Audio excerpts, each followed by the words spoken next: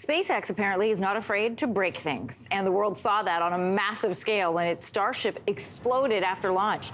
What was supposed to happen was a nearly complete trip around the world, launching from the Mexico-U.S. border, splashing down near Hawaii. But just a few minutes of being airborne, the Starship, the largest rocket ever developed, started to tumble out of control before it then exploded. For more on what happens next for SpaceX and why this is considered a win for the company, we are joined by CTV science and technology specialist Dan Riskin. Dan, what were your thoughts when you saw or learned that it exploded?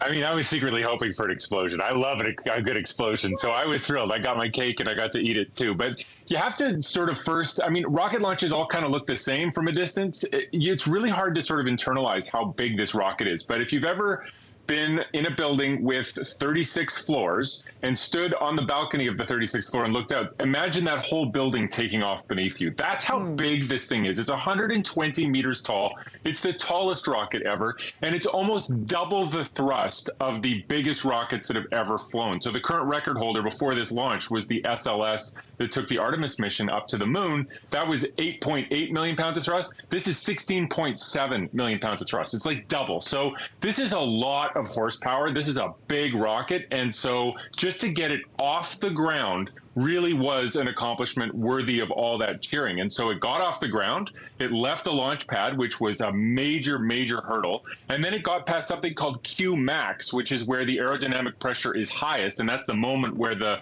rocket is under the most stress. And so having passed both of those, it was a failure to separate that happened a little bit later after about 3 minutes. And after that happened, everything fell apart. But you have to see a lot of things that were very hard to do that went extremely well. Okay, as you pointed out, people, scientists not too upset about what happened as a result. I want everybody to have a listen to what that sounded like.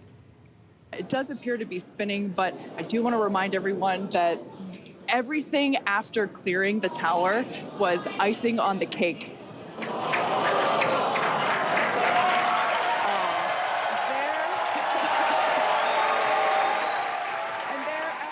So there you hear, there is the cheering, and SpaceX founder Elon Musk sent his congratulations to the team afterwards.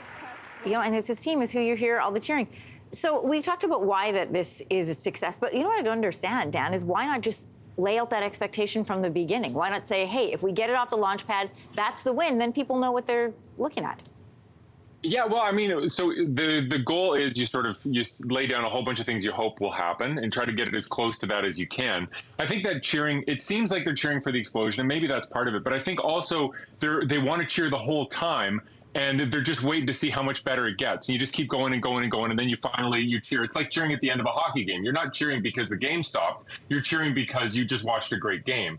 And certainly in Toronto, people are doing that this morning. But that is kind of the sentiment of what's happening there. And engineering's hard, but it seems like a failure because it blew up and they lost the rocket. But the plan was to crash that thing into the ocean anyway. So they didn't lose any more hardware than they were going to lose anyway. It's just that the mission didn't quite last as long as they'd hoped, and they have a great starting point for the next step. So, and I want to ask you about the next time around, is what have they learned about this for future missions? Is there another rocket in the works? What do we know about a future launch?